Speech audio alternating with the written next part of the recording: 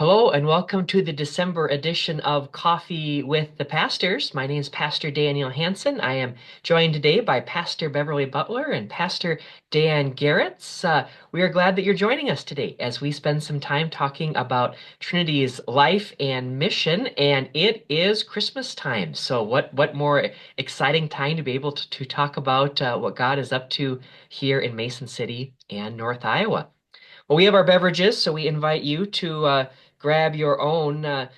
For once, it's actually good to have a hot beverage in here at this chilly season. So I feel like the ice skating rink has come to North Iowa again. So we're getting in the Christmas spirit.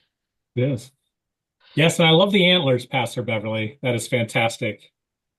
Yeah, I had my nice Christmassy coat on yesterday. We had our staff party here this week, and but it went home. The coat went home. But you've got your sweater on too, I've got Pastor. my sweater, my dinosaur sweater. So if you see a little eye poking over the screen at certain points, it's T-Rex trying to check things out. Great. But yeah, well, we are excited to celebrate Christmas Eve in just 3 days. Christmas Eve, just 3 days away. And if you have busy plans that day and you want to worship, don't worry. We have five different choices for you to be able to worship here at Trinity. And I thought we could maybe chat about, because these services aren't all going to be the same. And so if people have different preferences or if there's different ways, something they really want to include that's really special to them in a worship service. I thought we could talk about those five different services, how those are different, and what experiences we might have throughout the day. So we're going to kick it off at 10 a.m., right? Bright and early, which is new, right? Last year was the first time we did that. Is that right? Last year was the first time. Yeah, last year Christmas Eve fell on a Sunday, and so that was one of the reasons that we did a 10 a.m. service last year. But unlike previous years when Christmas Eve fell on a Sunday, last year we did an actual Christmas Eve service just in the morning. And it was really well attended. And I don't think it was just because it was on a Sunday. I think it was because there are a number of folks who have plans later in the day, plans to travel, plans to be with family. Maybe they're not as free to be able to get to worship in the midst of all of that. And so they come in the morning and are able to worship in their home church before going somewhere else. I had heard friends and knew about other churches that had done this for a while. And so we thought last year, right, would be an opportunity to give this a try here. And it was probably one of the better attended services actually of the day. I mean, they're all fairly close, but it was very strong turnout. So we thought, let's try it again this year, even if it's not on a Sunday, and just see if that's helpful for people. Three services, I believe that we're labeling, terming family friendly. The 10 a.m. and the 4 p.m. and the 5:30 p.m., right? Right. And I will be preaching at the 10 a.m. and we'll have a children's message as well and communion. And then Pastor Daniel. Oh, no, the next one's 1:30. That's right, Pastor Dan. Yeah, but so the 10 o'clock, the 4 o'clock, and the 5:30 are all I think pretty family friendly. They're all going to have children's messages. They're all going to be kind of taking the Christmas story and breaking it up into pieces and singing familiar hymns or pieces of them in between each of them. That's really the heart of the service, right? So it is a lot of opportunity to sing those familiar carols, and it is more child friendly. And the only difference between those three, other than the fact that you're preaching at 10 o'clock, Daniel's preaching at 4 and 5:30, is that the 4 o'clock won't have communion. The 10 o'clock and the 5:30 will. So that 4 o'clock is really the shortest for that reason. It's probably closer to 40, 45 minutes, whereas the others will be more like a regular kind of service. But like you said, all very child friendly. Yeah, and then I'll be preaching the 1:30 and the 10:30 p.m. service. And those services are a little bit more liturgical. They've got a little bit more spoken word written into it, the prayers and that kind of thing for people that like liturgy. I think we are going to do a children's sermon still at 1:30. So if you wanted to come to that service with a young one, they would have a chance to come up. But those services will be a little bit fuller feeling. And I think the big difference between those two, they both have communion, but the big difference is that the 10:30 service is our candlelight service. Hmm. So we get a chance to hand out the candles and light those up. The other big difference is the 10:30 is preceded by a full half hour of musical prelude. So a whole bunch of our musicians in solos and in groups share their music at that 10 o'clock, 10:30 service. And so that makes that a kind of a neat way to wrap up the day. Yeah. So lots of differences, lots of choices. Um, yeah. Great opportunities for all kinds of ways to get connected and worship on Christmas Eve. And while there's the extended prelude for the 10:30, there will be some special music throughout the day at the other services as well, correct? Absolutely. I mean, and just looking at the lineup, right? I mean, you guys have looked at it too. There is really great music all throughout the day, special music and people sharing their gifts. You're absolutely right. It's not just at the 10:30. Awesome. So if people want to check this out, they can go to our church website and look at all the details if they're more of a visual person to look through the different services. But lots of choices. So hopefully one will connect you. If you're someone who live streams things, who's it going to be at home or on the road? What services can you tune into to for our live stream? Because is there two that we're live streaming? Yeah. So the 4 o'clock, it'll be the first one that's live streamed. And then the 10:30 last one, the evening one is live streamed, beginning before the musical prelude and all the way through the end of the service. KCMR, it's a little bit different. Normally, when we live stream, it's always on KCMR. Christmas Eve's a little bit different, whereas the 4 o'clock will not be on KCMR. The 10:30 service is live streamed on KCMR. The 4 o'clock is rebroadcast the next morning on Christmas Day, I think around 10 a.m. They rebroadcast the 4 o'clock service from Christmas Eve on KCMR. So those are a couple more ways to connect and be a part of those services. So lots of ways, lots of choices to I'm excited. I'm ready for the marathon day. Can you go to all five services if you want to? I think we should give an award, maybe. Yeah, that's yeah, get a punch card. Does that uh Right. no, but yeah, lots of opportunities. And I have seen people at different services on Christmas Eve too. Especially if you want to come to the candlelight. I've seen some who've worshiped with their family earlier in the day and come back either to be a part of a musical ensemble or to enjoy that late service. So Well, it's one of the reasons we talked about having all three of us preach that day, right? We've never done that. We've never had three different sermons on Christmas Eve. So that's kind of a new thing for this year. And I think for that reason that there are some people who come to multiple services because they want to be a part of different things throughout the day. And that way they don't have to suffer through the same sermon twice, you know? No, I think it'll be really great to have that chance for all of us to be a part of those services as preachers that day too. I think that'll be fun, right? absolutely. Yeah. Well, as we think about Christmas, each of us have had different experiences growing up, right? I think of how much nostalgia is connected to Christmas. You know, what we grew up with in different ways shapes how we celebrate the day, and what's special to us about the day. And Pastor Beverly, you have some really interesting stories about growing up with Christmas because your early memories of Christmas weren't here in the United States.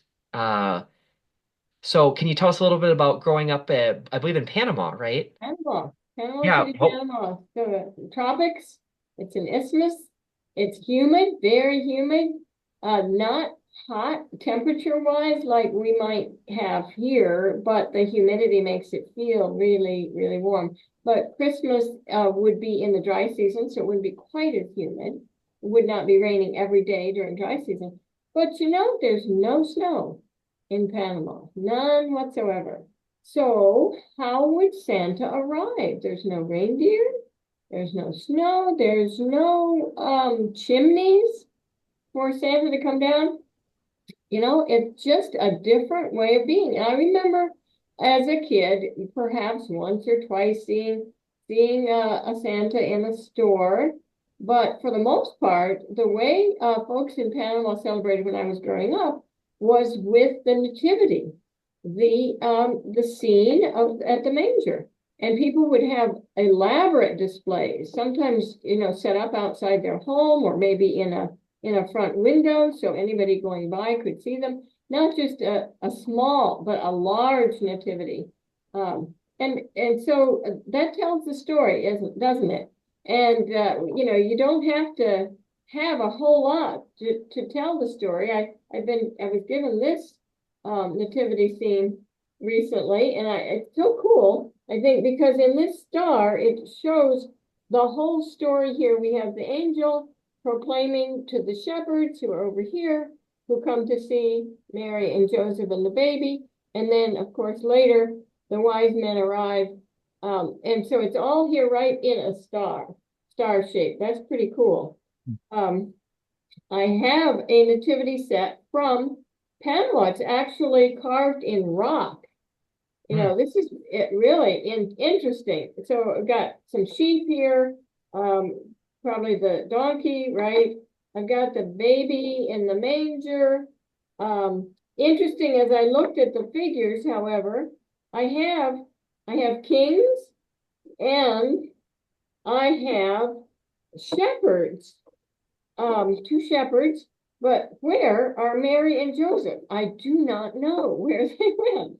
And I do have a star. So that made out of angel also, out of a rock of some kind. Who can carve rock like that? It's pretty incredible. And of course, clay can be used. So this is a tiny little nativity from Costa Rica. And it's made of clay, just a little house like it might have been the stable with the star above. And then someone was very creative with their wood carving, because this fits together like a puzzle. Yeah, and then we do have Joseph and Mary, who also can fit right in here. And then, of course, who are we missing but the manger? So really a lot of creativity here. Tells the story. Some churches where I've served, we have the kids come and move the figures along during the Christmas season. So of course we know the kings didn't arrive, the wise men didn't arrive till later, so they had to show up later. But it's just so much fun to tell the story. I have a friend a few years ago made me this is the manger, and then cut the wood, and so it fits in together as a puzzle. Now, it's not all that easy to do, to fit them all in. We've got I'm not going to do it in front of you because it might take me half an hour. No, I've done it before. But I just thought that was so cool that someone took it upon themselves to create a wood puzzle that fit together. And it is fun for the kids, except when they get frustrated, I have to give them a little clue on the grain of the wood and how you can fit that in. So that nativity scenes were what tell the story, and that's what the emphasis was as I was growing up in Panama. And now my mom would wrap a present and put Santa on, name on a present or two. But we also, I don't know, do other families do this? My brother, my sister, and I, we had a chair designated for us with unwrapped things. Mostly that was like useful things, like underwear, pajamas, something clothing wise, didn't all get wrapped up. Now I'm thinking about, maybe it was time saver to wrap everything. And then our stockings were just a regular sock. And we didn't have any mantle, of course, no fireplace, no mantle, but the sock could be hung over the chair too. And at the toe of the sock was an orange and a few English walnuts. Just very interesting. Why would that be something really special? Here I was living in a tropical country that grew oranges. They were so plentiful, 100 for $1, I guess, at one point. Wow. But Mom grew up in Iowa, and for her, on Christmas morning, to get an orange was a really special deal.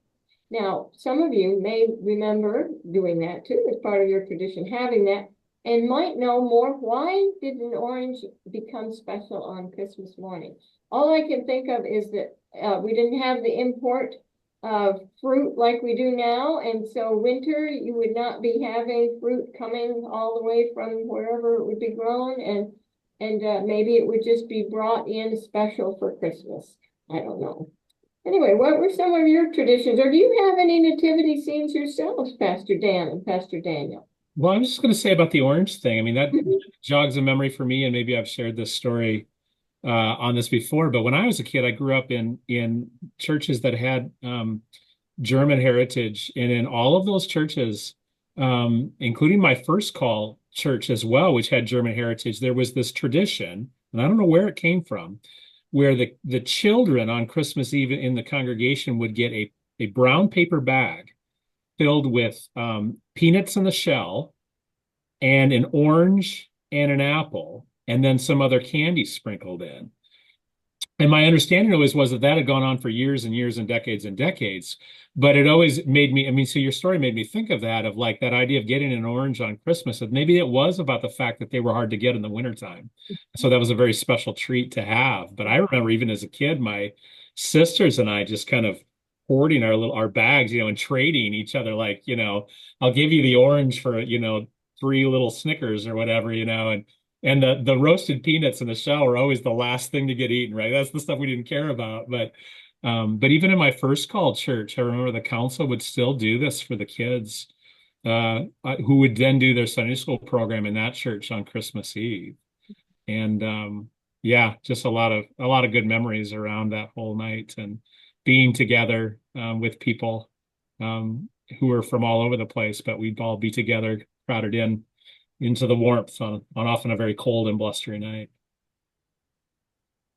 As you share this story, I'm looking on Smithsonian's website, and they have a "Why You Give Oranges for Christmas." So there's a lot of stuff going on here, but a lot of what you both have speculated.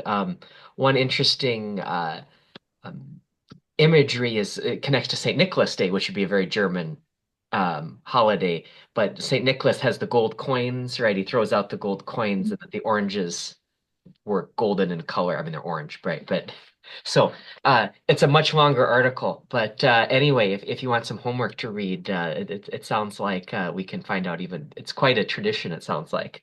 Goes Um, back a long ways. um, but yeah, that was at my church too, where yeah, and I was being one more generation, like I didn't know why we got fruit. Like I liked fruit, but it was like, huh? Like and apples. Apples was the other thing. It was either a red delicious apple or an orange, and it was like, hmm.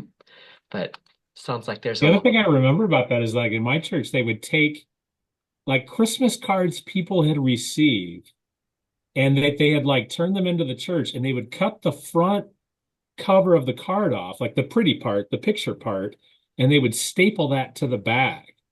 And what was really funny about that, I remember, is like sometimes you'd flip that card over as you were opening the bag and you would see like writing, like someone had written like a yeah, greeting, someone like that you didn't know, right? And it was on your paper bag, and that was just all part of the tradition. It was really kind of funny to think a great about. way to reuse the card. Yeah, Yeah. very economical.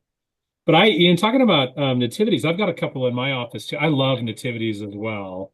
And they've always been a big part of our family's gatherings, and I think my wife's family's gatherings, and kind of a source of beauty and interest, right, when you put out your decorations. But the ones I have in the office, I've got one that was given to me by a friend that I think it's Guatemalan.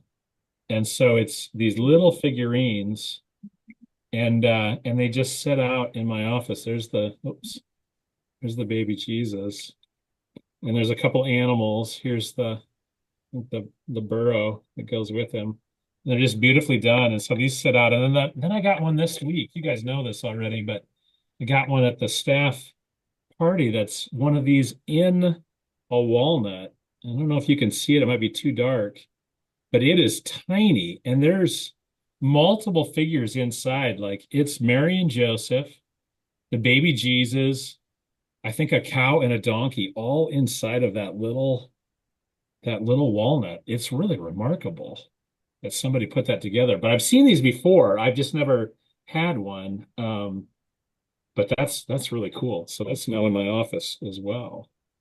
Try not to throw it across. But the other one that I think of, we had the molded plastic light up nativity when I was a kid, like the ones that are like 3 to 4 feet tall, and Yeah, yeah. we collected them from garage sales and that kind of things. We kind of started with just Mary, Joseph, and the baby, and then it grew to the three magi, the wise men, and then there was a shepherd and there was an angel. And I think at this point, my parents, it's like 9 or 10 pieces. It's almost as big as the one we have here at church on the altar in terms of number of pieces.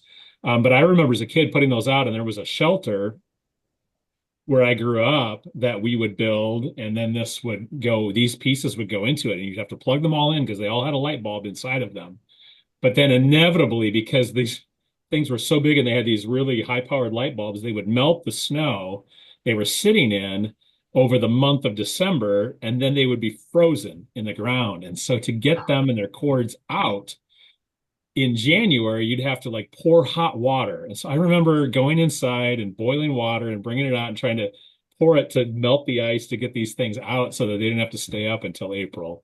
But those are, I guess, kind of cool now. Like people are trying to collect those, and I say they have some value now. I think they're kind of that vintage. yeah. So anyway, though, that was always a fun nativity to set up because it was just big and electric. Very public. What about for you, Dan? Did you have nativities, or do you have nativities that are? Yeah, yeah. Nativities were a big deal. So I just specifically remember so my sisters were a little older than I was. So I got to set up the nativities. And that was like one of my favorite days because mom and dad had at least a dozen different nativities that got. So for me, they really were kind of toys in some sense, like toys that you handled very carefully, because most of them were breakable. But there was this joy in setting up the scenes. And mom and dad had a number of from different countries. And so from a young age, it was really interesting to see how different cultures depicted the story. They had a set from Bethlehem, which was the olive wood that was carved, and it was, very intricate. There was lots of details to it. They had some Latin American sets, some sets from Mexico. I have one of these sets, and these sets were always so colorful, right? And I mean, very bright colors. This has pink and orange, and so here's a shepherd, and here's Mary, not in blue, interestingly enough, in orange in this one. Um, but just such vibrant colors. I'd note what color hair did characters have, right? So this is a Latin American one, so they all have black hair. But some of the European sets, had blonde hair or whatever, probably not historically accurate. Um, but they're making the set and the image of the people whose culture it is, right? Which I think makes sense. And so, but yeah, we had some different sets from Mexico.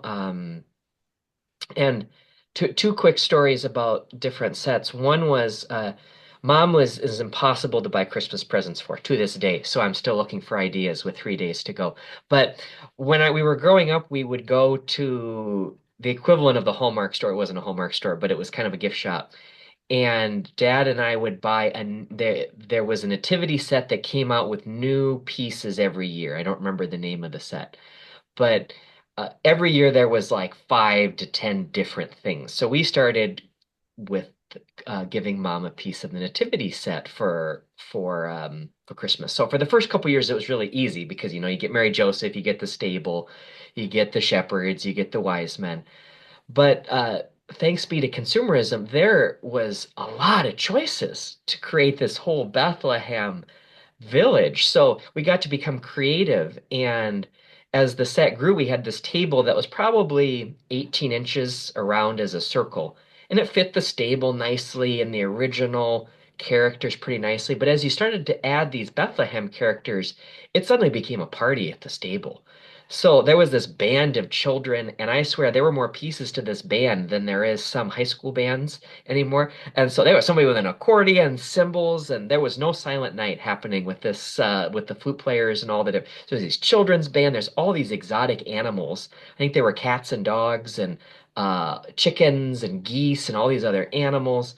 There were shopkeepers. There were all kinds of different things. So by the time we stopped collecting, it was just a mass of figurines on this table. And on the one hand, it was absurd, but I'm some year for Christmas Eve, we'll hear the sermon. I like the idea of that creates room for us to come into this story, right? That like if the shopkeeper who's making shoes can come see baby Jesus at the manger, maybe I can too, right? And so that's what I loved about this scene was there was room for this imagination for who could be present. So that was always a really special set. And then Amy and I received from our last parish we served, I think it was as a wedding present, a set from Bethlehem. And it was very similar to the one my parents had because I think a lot of them are carved in a similar technique. But there's two unique things about this set. Number one, they miscounted the wise men. So we have four wise men who are visiting baby Jesus. And I like that because the story never tells us how many wise men are actually in the story. It just says there's three gifts. And so maybe two magi went in together for the gold because that was a pretty hefty gift. But I chuckle when I see this one because it's the only wise men set that has four wise men who are all around Jesus. The other thing that I chuckle about is most the shepherds and the Joseph, like they have stabs, right? Like shepherd's crooks.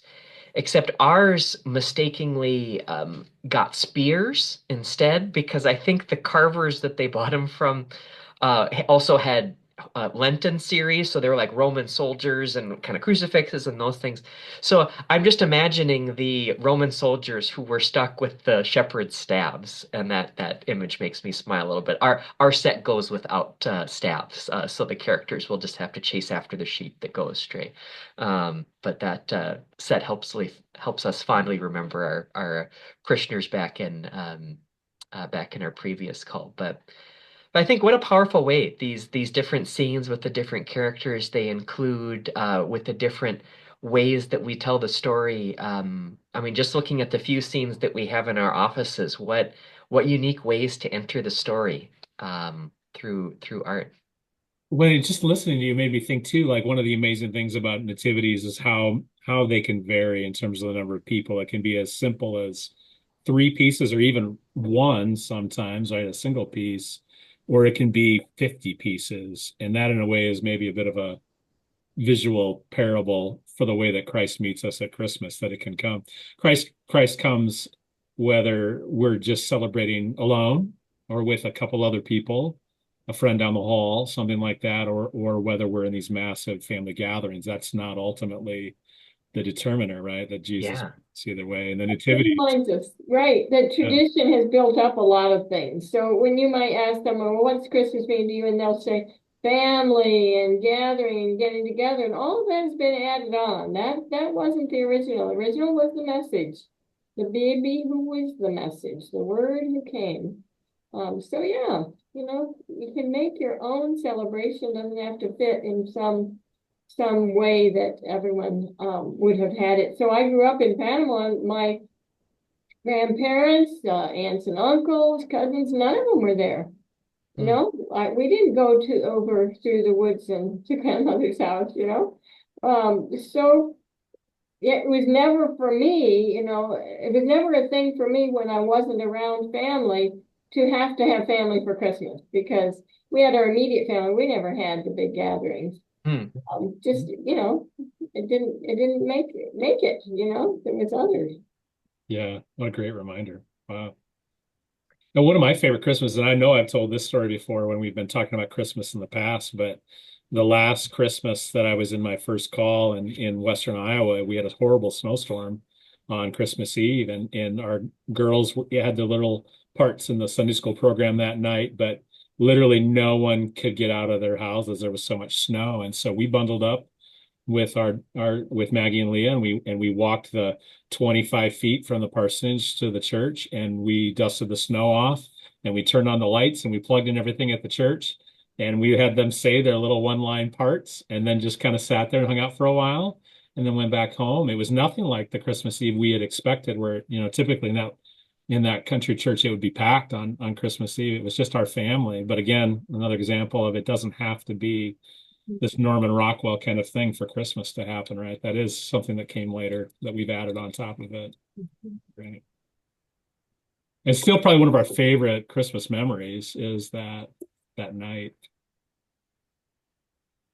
Are there other Christmas traditions or even Advent traditions that you celebrated growing up that helped you focus in on Christ coming into the world? I think about we didn't celebrate this, but I had some friends who did Saint Nicholas, which I mean is moving a little bit away from Jesus' birth, but as the sense of a real life saint in Turkey who's sharing charity, in his community. I've always thought that was a powerful story, and I always wondered why it was in shoes.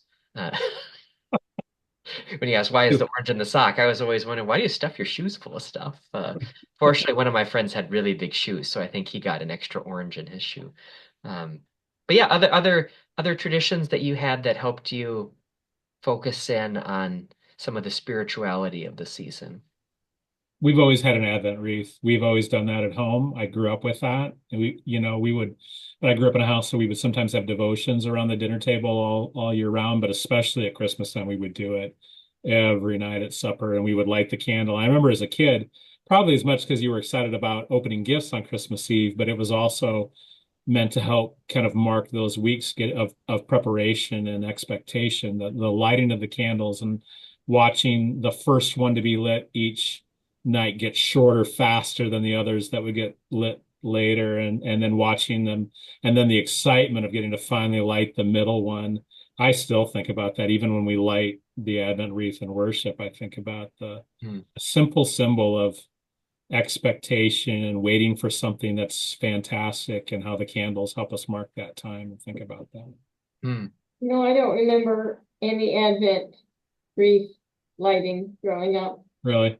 Yeah, I don't. No, I need to ask my brother and sister. Have I just forgotten that? And that was part of it. But Pastor Dan, you mentioned opening gifts on Christmas Eve.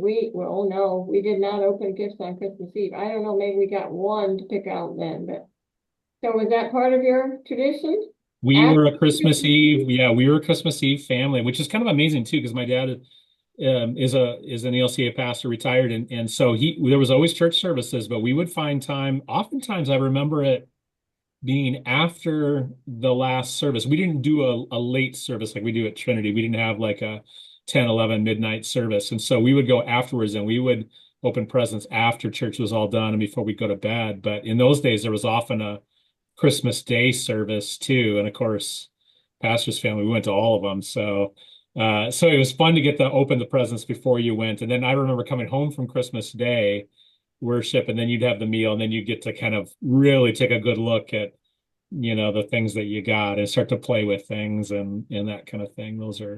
Yeah, but we were at Christmas Eve. And I know that's like families are different, right? There's some that it's Christmas Eve. There's some that are Christmas Day. There's some that open them up a little bit all through the season. What about for you, Pastor Daniel? What did you? We were very similar Christmas Eve people. I remember watching out the window for Dad to come home because similarly there was a service the next day at that time, and so they had just clean up, right? And so it would always take a little while. So inevitably, that's one of the latest nights I got to stay up. Um, but my favorite memory with that was similarly, it was Christmas Day was always you had communion, and we didn't have communion as frequently as we do here at Trinity. So, um, we had to fill out the communion cards. It was still that era where you filled out the cards, and I remember turning to my sister and saying, "What's the date today?" Because you had to write the date. And there was a beloved church person, one of those people who was there every single week, turned, "Really?" They kind of poked their head in between us. Really? It's Christmas. Like, you know. But every Christmas I relive that story with her and ask her what the date is today because I is a fill out our fake communion card at that. Yeah, we were Christmas Eve people um, into the night. So A lot of fun memories. I remember a children's sermon I had, and telling the children, okay, asking them now, who was born on Christmas Day? And this little fellow piped up, my dad. no, It was his birthday, Christmas Day. I did not know that. It's so perfect. Who was born on Christmas Day? My Yeah, baby. and there are Christmas Day birthday people, right? Yeah, so don't forget them. They've had to share. And I've heard one person who said that say that was wonderful. Maybe it was more wonderful when she grew up realizing that she was sharing the day celebrating Jesus. But Hmm, yeah, that's great. Well, lots of great ways to celebrate this season in many unique ways. And so, Pastor Beverly, you have a blessing you'd like to offer us as we close today to prepare us for this season. it's from a little book called Ordinary Blessings for the Christmas Season, Prayers, Poems, and Meditations by Meta Carlson. And I chose this one that's entitled For Shepherds. This blessing keeps watch with the ones who work in the fourth watch and late nights, who fight wolves and skip showers and love God's creatures by name.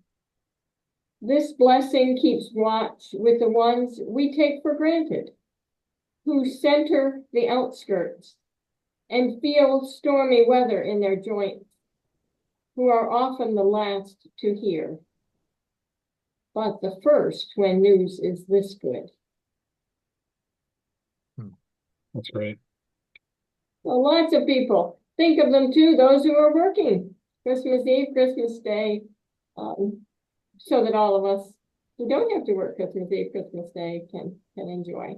Modern day shepherds, right? Mm-hmm. Yeah. Well, Christmas blessings to you all. We hope that we can see you on Christmas Eve, and if not, in this new year, God bless. And we'll look forward to checking in again with you early next year. Take care. Take care. Mm-hmm.